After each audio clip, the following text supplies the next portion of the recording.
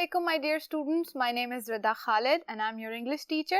I'm going to teach you English for grade 5 today. जो book हम आज पढ़ने जा रहे हैं उस बुक का नाम है Oxford Progressive English. That is for grade 5.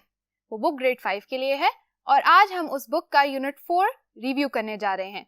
देखते हैं कि उस यूनिट 4 में हमारे लिए क्या मजेदार टॉपिक्स दिए गए हैं. But before I move on to the board, I want you to grab your books and start with me. Let's move on to the board where I will explain you what we are going to do today. My dear students, the topic for today's unit is I am full. I am full से मुराद कि मैं खाना खा चुका हूँ और खाने की बातें कर करके मेरा पेट तो फुल भर चुका है.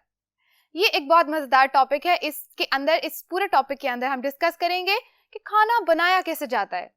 हम देखते हैं अपनी मामा को, अपनी दादी को, अपने बहन भाइयों को, अपने घर के बड़ों को कि वो खाना बनाते हैं और हम हमेशा उनकी मदद करना चाहते हैं.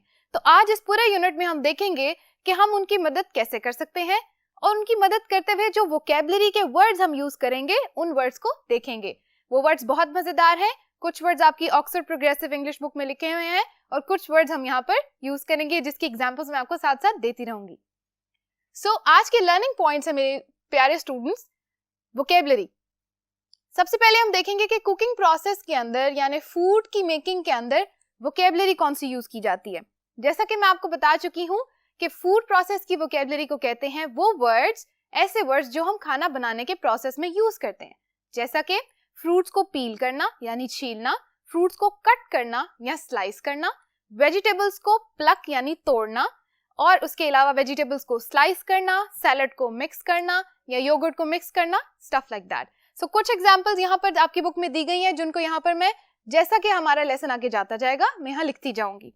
सो हम यहाँ आपको बताती चलूं कि फूड प्रोसेस में हमारे पास कुछ एग्जांपल्स हैं. ग्रेट से मुराद कद्दूकश करना, चॉप से मुराद काटना, स्लाइस चॉप से मुराद छोटे छोटे पीसेस होते हैं और स्लाइस से मुराद एक जैसे गोल गोल पीसेस. उसके अलावा आप ले आते हैं कट. उसके अलावा हम एक वर्ड यूज करते हैं जो कि है मिक्स. माय डियर स्टूडेंट्स, इसके अलावा बहुत सारे अल्फाज ऐसे हैं, बहुत सारी वोकैबुलरी ऐसी है जो कि हम खाना बनाने के प्रोसेस में यूज करते हैं. लेकिन जो वर्ड्स हमारी ऑक्सफोर्ड प्रोग्रेसिव इंग्लिश बुक में लिखे गए हैं हम उनको साथ साथ देखेंगे और उनको साथ साथ सीखेंगे. दूसरा आज हमारा ग्रामर का पार्ट है प्रेजेंट सिंपल पैसिव. अब मैं आपको बताना चाहूंगी कि प्रेजेंट सिंपल टेंस जो होता है, जो हमें पता है that I am a teacher, you are a student, ये प्रेजेंट सिंपल टेंसेस हैं. इनको पैसिव कैसे बनाया जाता है ये मैं आपको बोर्ड के अगले हिस्से में समझाऊंगी, लेकिन आपने बिल्कुल परेशान नहीं होना. It's very easy. उसके बाद जो ग्रामर का एक और बहुत इंपॉर्टेंट पार्ट है जो मैं आपको बताना चाहती हूँ वो है countable and uncountable noun. Countable से मुराद जिसको हम गिन सकते हैं, ऐसी नाउन या ऐसी चीजें जिनको हम फिजिकली गिन सकते हैं. जैसा कि मेरे डियर स्टूडेंट्स, फ्रूट्स. अगर आप फ्रूट्स की बात करें तो क्या फ्रूट्स को गिन सकते हैं? बिल्कुल गिन सकते हैं. 1 एप्पल, 2 एप्पल, 3 ऑरेंजेस, 8 बनानास. उसके अलावा बात करते हैं अनकाउंटेबल नाउन की. अब ऐसी कौन सी नाउन है या ऐसी कौन सी चीज है जिसको हम काउंट नहीं कर सकते? जरा सोचिए, अपने किचन की तरफ गौर दोहराइए और देखिए कि कौन सी ऐसी चीज है जिसको आप काउंट नहीं कर सकते. You're right. जैसा कि सॉल्ट यानी नमक, शुगर यानी कि चीनी, चिलीज जैसा कि मिर्चें और क्यूमिन और कोरिएंडर जैसे जीरा और धनिया और इस तरह की चीजें जिनको आप फिजिकली एक एक पॉइंट पकड़ के गिन नहीं सकते. तो माय डियर स्टूडेंट्स, उनको हम कहते हैं अनकाउंटेबल नाउन,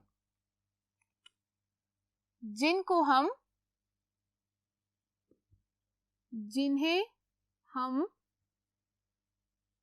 गिन नहीं सकते.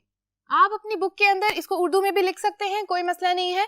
बात सिर्फ सीखने की होती है, जैसे मेरे प्यारे स्टूडेंट्स सीखना चाहें बिल्कुल वैसे ही. जब हम बात करते हैं कि हमारी मामा खाना बना रही हैं और हमें नहीं पता कि उस खाने में हमने कितना नमक डालना है, तो आपकी मामा आपको बताती हैं कुछ सॉल्ट यानी कुछ नमक का हिस्सा या कुछ चीनी आपने उसमें डालनी है. Unit 4 lesson 1 is listen and speak. Now we are moving forward to what actually we are going to do today. हमारा आज का एक्चुअल टॉपिक क्या है? Number 1, part 1 in your book is, this is page number 20. I'm writing here, page number 20 of your Oxford Progressive English book. इस book के page पे पहला सवाल, यहाँ पर पहला टॉपिक दिया गया है, read the dialogue and answer the questions. आपकी बुक के पेज 20 के अंदर एक डायलॉग दिया गया है. उस डायलॉग में कुछ बच्चे मिलकर एक ऑमलेट तैयार कर रहे हैं. उनकी मामा घर पर नहीं है और वो पीछे से कुछ खाना बनाने की कोशिश कर रहे हैं. तो कुछ ऐसी वोकैबुलरी है, कुछ ऐसे वर्ड्स हैं जो उन्होंने यूज किए हैं, जो मैं चाहूंगी माय डियर स्टूडेंट्स कि आप इस वीडियो को पॉज करें, कुछ टाइम लें, उसको लर्न करें, उसको एक दफा रीड करें और अंडरलाइन करें उन वर्ड्स को जो आपको लगता है आपके लिए मुश्किल वोकैबुलरी है. So my dear students, after reading next part is practice. अब प्रैक्टिस क्या करनी है, इस आपकी बुक की कॉम्प्रिहेंशन के नीचे ये लिखा होगा, right the cookery book phrases on the given lines. अब ये जो लाइंस है, मेरे पास यहाँ इनविजिबल लाइंस है इसलिए मैंने लाइंस ड्रॉ नहीं की हैं. आप इन लाइंस पर लिखेंगे ऐसी नाउन या ऐसी किचन की प्रोडक्ट्स जिनको आप काउंट कर सकते हैं, यू कैन काउंट देम. वो कौन सी हैं? Fruits and vegetables. ठीक है. और ऐसी चीजें जिनको आप काउंट नहीं कर सकते, स्पाइसेस यानी कि मसाला जात.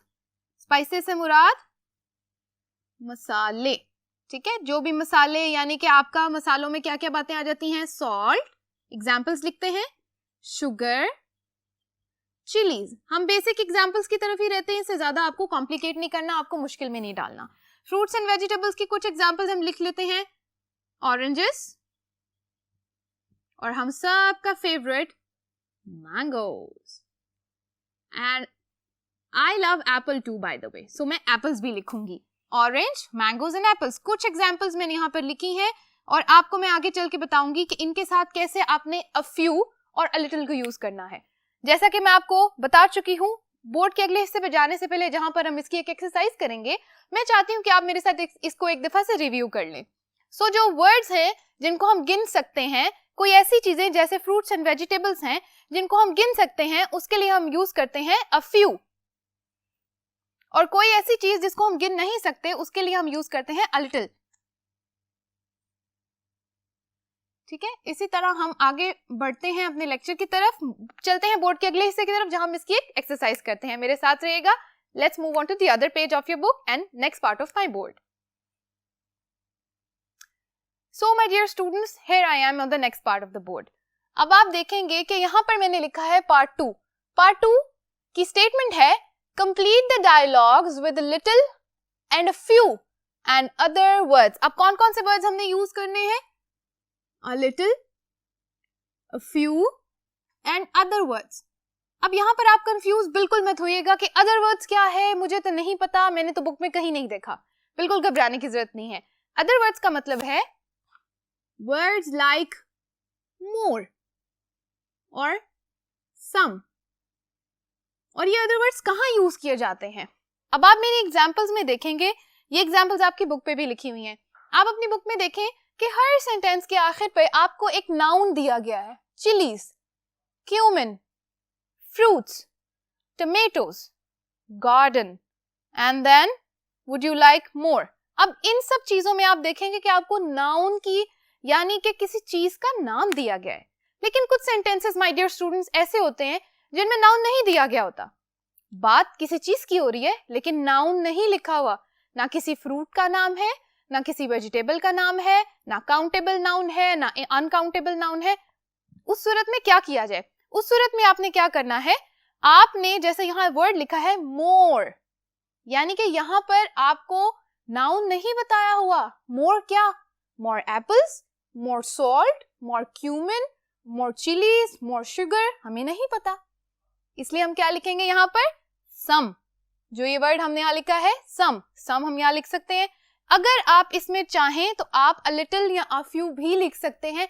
क्यों? अब कौन सा बच्चा मुझे ये बताएगा कि यहाँ पर हम इस पॉइंट में अ फ्यू और अ लिटिल भी लिख सकते हैं? बिल्कुल सही, क्योंकि यहाँ पर हमें नाउन नहीं बताया हुआ. तो हम अगर अ फ्यू लिख लें, अ लिटिल लिख लें या सम लिख लें, तीनों सूरतों में बिल्कुल ठीक होगा. Well done my dear students. Let's start filling the exercise. It says, do you need something else? Yes, I need dash chilies. अब आप मुझे बताएंगे ये चिलीज काउंटेबल है? बिल्कुल सही, ये काउंटेबल नहीं है. तो काउंटेबल जो ना हो उसके लिए हम क्या लिखते हैं? A little, यानी कि थोड़ी सी. Yes, I need a little chilies. Does it taste good? क्या इस चीज का जायका अच्छा है? Quite good, बहुत अच्छा है. It needs dash cumin. अब आप बताएंगे क्यूमिन. क्यूमिन मैंने आपको बताया ये है जीरा. जैसे आपकी मामा खाने में डालती हैं जीरा, इसको कहते हैं क्यूमिन इंग्लिश में. अब आप यहाँ मुझे बताएंगे यहाँ क्या आता है? क्या जीरे के दानों को आप गिन सकते हैं? बिल्कुल नहीं गिन सकते. शाबाश. तो यहाँ पर हम लिखेंगे it needs a little cumin. Well done, my dear students. Moving on to number 3. I'm feeling better today. Mom. Okay, I'll bring you dash fruits. Now you will tell me what will be coming here. क्या आप fruits को गिन सकते हैं? क्या आप जब बीमार होते हैं तो आपकी मामा आपको फ्रूट्स देती हैं? Exactly. क्या आप उन फ्रूट्स को गिन सकते हैं कि जब मैं बीमार था या मैं बीमार थी तो मामा ने मुझे 2 एप्पल्स और 1 बनाना दिया था? बिल्कुल ऐसे ही आपने यहाँ पर लिखना है Okay, I'll bring you a few fruits. याद रखिएगा यहाँ पर आपने ये नहीं लिखना कि 2 fruits और 3 fruits, क्योंकि हमने स्टेटमेंट में लिखा है कि हमने सिर्फ 2 और या 3 चीजें यूज करनी है.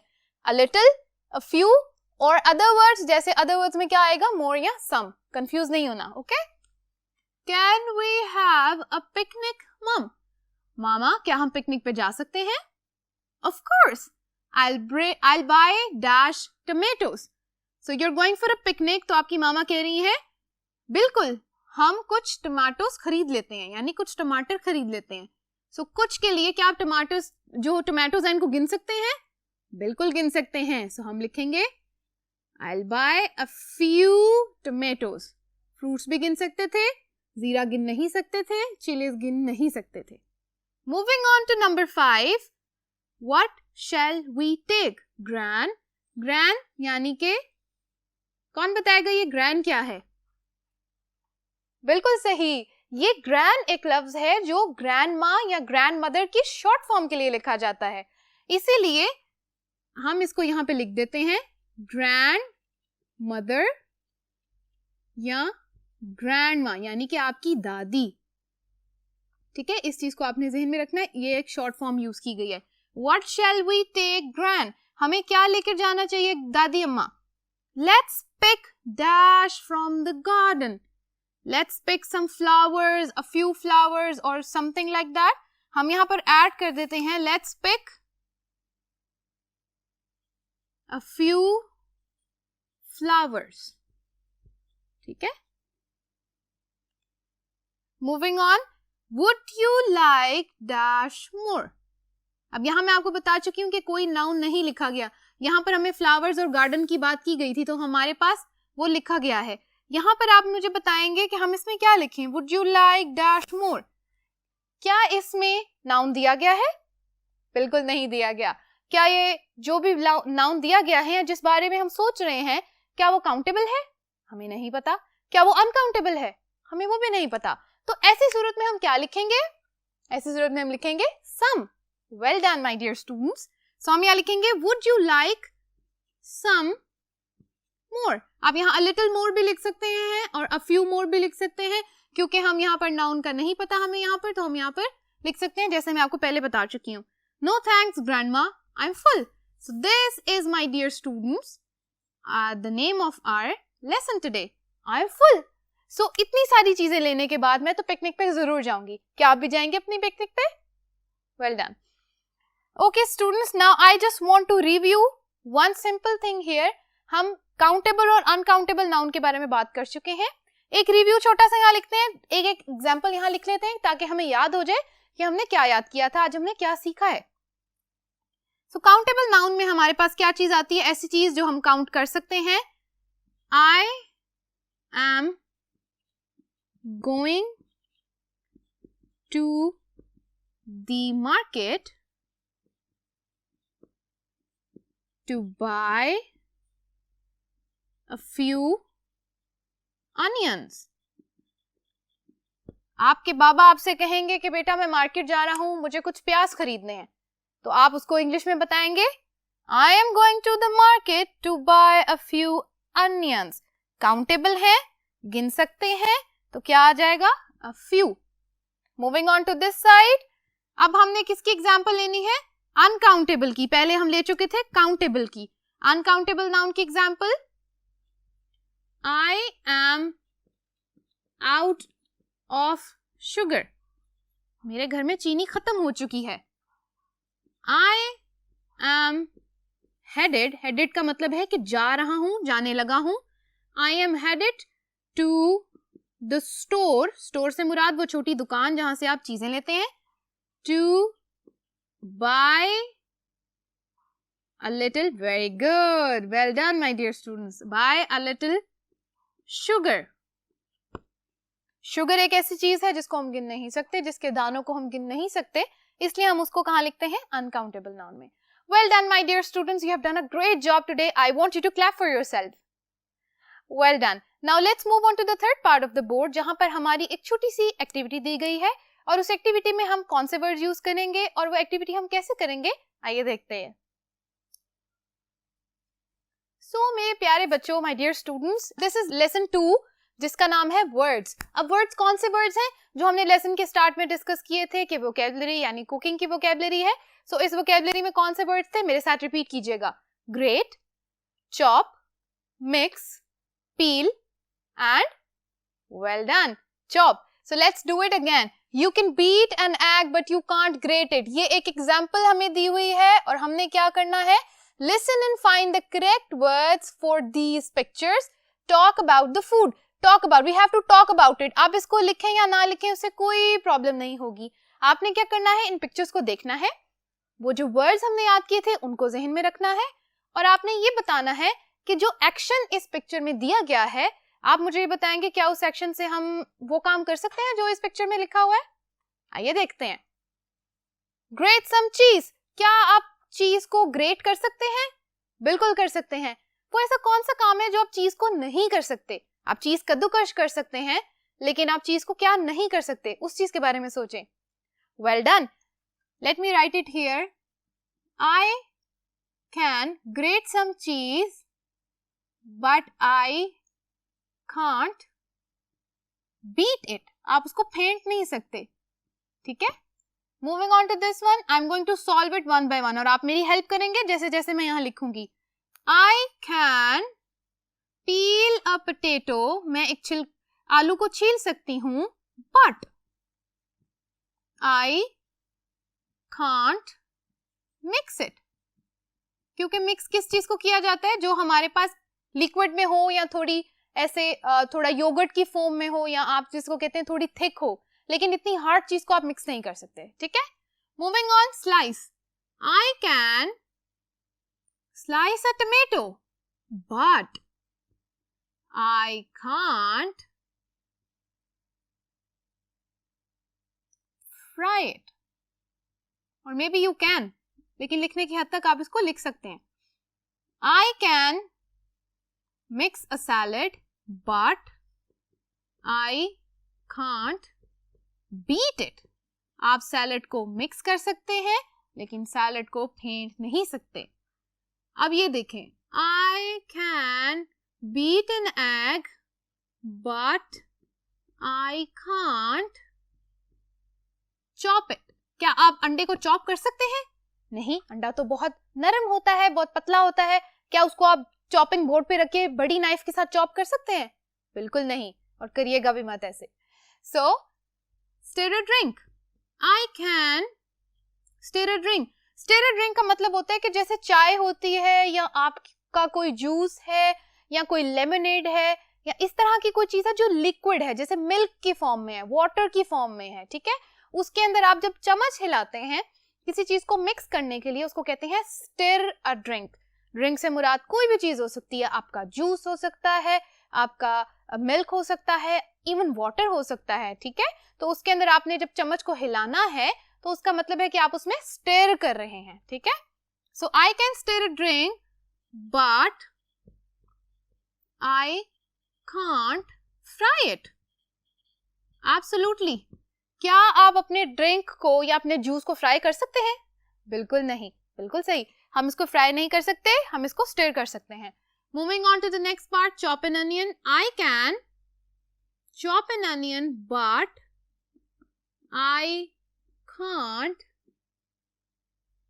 peel it. आप उसको पील नहीं करते क्योंकि वो उसका छिलका वैसे ही होता है, आपने उसको वैसे ही कट करना है, तो आप उसको कट कर सकते हैं लेकिन पील नहीं कर सकते क्योंकि वो पीलर के साथ पील करने की बात हो रही है. ठीक है, कंफ्यूज नहीं होना. Fry some garlic. I can fry some garlic, but I can't. What should we choose? Slice, grate, peel, mix, stir. Let's go with grate. इस वर्ड को यूज करते हैं. But I can't grate it. ठीक है, आपने food के बारे में बात करनी थी. So my dear students, ये आर्ट बॉक्सेस में कुछ बेसिक वर्ड्स हैं जिनको हमने यूज किया है. हमने कुछ सेंटेंसेस बनाए हैं और बहुत सारी खाने की बातें की है. मुझे तो भूख लग गई है. अब देखते हैं एक game. Now is the time to play a small game. It says guessing game. ये गेम आप अपने बहन भाइयों के साथ और अपने सिबलिंग्स के साथ यानी अपने दोस्तों के साथ भी जरूर खेल सकते हैं. इस गेम के रूल्स क्या हैं? 2 रूल्स हैं. पहला रूल, टीम ए एग. आपने 2 टीम्स बनानी है. एक टीम में आप होंगे, एक टीम में आपका दोस्त होगा, और टीम बी होगी आपके दोस्त की, टीम 1 हो गई आपकी. टीम 1 एक्ट करके बताएगी कि वो क्या एक्शन कर रही है. एक्शन कौन सा? किचन में कुछ भी पकाने का या कोई भी काम करने का एक्शन, जैसा कि कोई पील अ पोटैटो या स्लाइस अ टोमेटो, इस टाइप का कुछ भी. आप बस ये गेम आपने खेलनी है, अपने दोस्त के साथ खेलनी है, और जब आप ये गेम खेल रहे हैं तो आपने इंग्लिश में एक दूसरे को वो सेंटेंस बोल के बताना है. Well done. Match the pictures to the correct sentences. Next part of today's lesson is matching the pictures. I hope you can see some pictures here. In pictures को हमने क्या करना है, ये 8 पिक्चर्स हैं. इन 8 पिक्चर्स को हमने अपनी बुक पे दिए हुए 8 सेंटेंसेस भी हैं. वो 8 सेंटेंसेस क्या हैं? वो 8 सेंटेंसेस बेसिकली एक रेसिपी है. ओह वाओ, एक रेसिपी जिसमें स्पेनिश ऑमलेट बन रहा है. क्या आप बनाना चाहेंगे Spanish omelette? Well done, let's make it. हमारे पास रेसिपी मैंने बोर्ड के अगले हिस्से पे लिखी है. आपके पास आपकी रेसिपी इसी पेज पर स्टेटमेंट नंबर 3 के अंदर लिखी हुई होगी. आपने मेरे साथ क्या करना है, उस रेसिपी को फॉलो करना है. लेकिन कैसे? जो पिक्चर्स आपकी बुक में बनी हुई हैं, उन पिक्चर्स के नंबर्स को देखिएगा. नजर आए? शाबाश. ये जो नंबर्स हैं, number 1, number 2, number 3 and going on until number 8, यानी 1 से 8 तक जितनी पिक्चर्स हैं, आपने उन पिक्चर्स का ऑर्डर नहीं चेंज करना. आपने किसका ऑर्डर चेंज करना है? सिर्फ उन सेंटेंसेस का, क्योंकि वह सेंटेंसेस ऊपर नीचे करके लिखे गए हैं.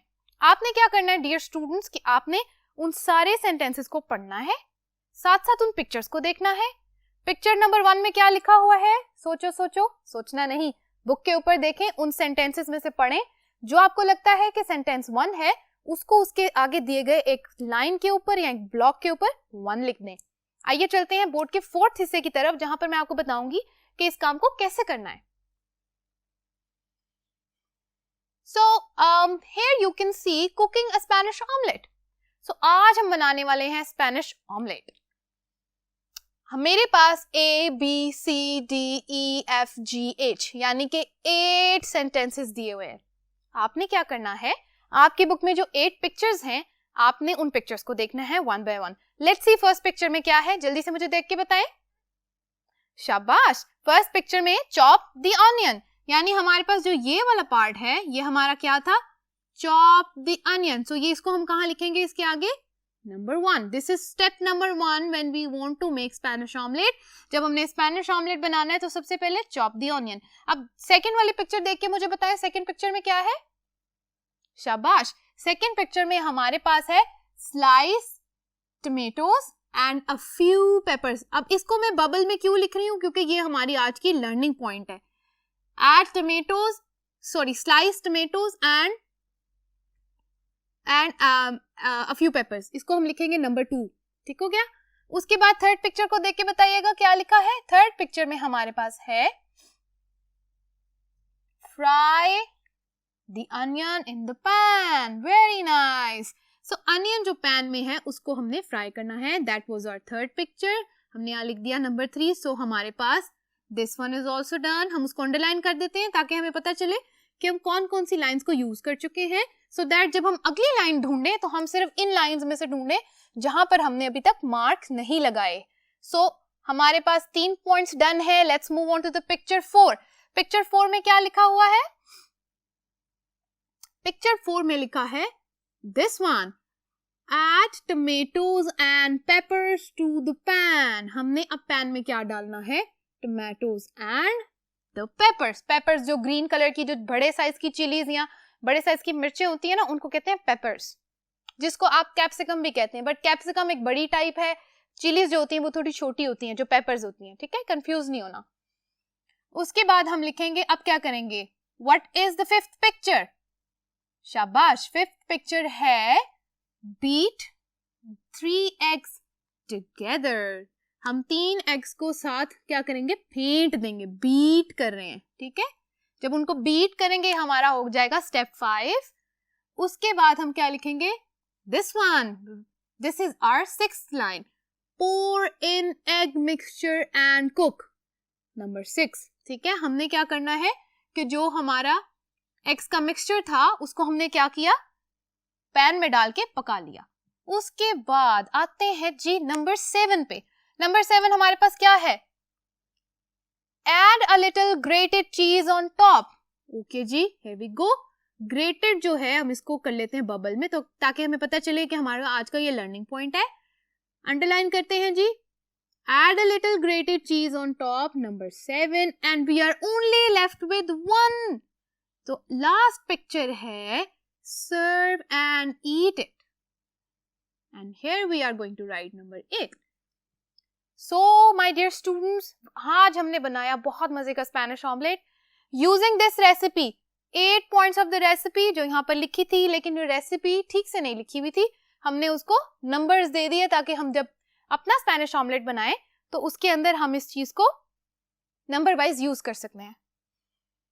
सो माय डियर स्टूडेंट्स, ये थी आपकी बुक की एक्सरसाइज. आज का बुक का काम हमारा हो जाता है कंप्लीट. आज हमने 2 पेजेस किए, पेज 20 और पेज 21. इन दोनों पेजेस के ऊपर ये कुछ एक्सरसाइजेस दी हुई थी जो मैंने आपके साथ सॉल्व की और आपने मेरी बहुत हेल्प की. Thank you so much for that. That's it for today. I hope आपको आज का लेक्चर समझ में आया होगा और आपको मजा भी आया होगा मिस रिदा के साथ पढ़ने का. Wait for the next lesson. याद रखिएगा कि नेक्स्ट लेसन में हमने 3 और 4 ऑक्सफोर्ड प्रोग्रेसिव इंग्लिश बुक में से यूनिट 4 में से करना है. अगली दफा भी अपनी बुक्स अपने साथ लेके बैठिएगा.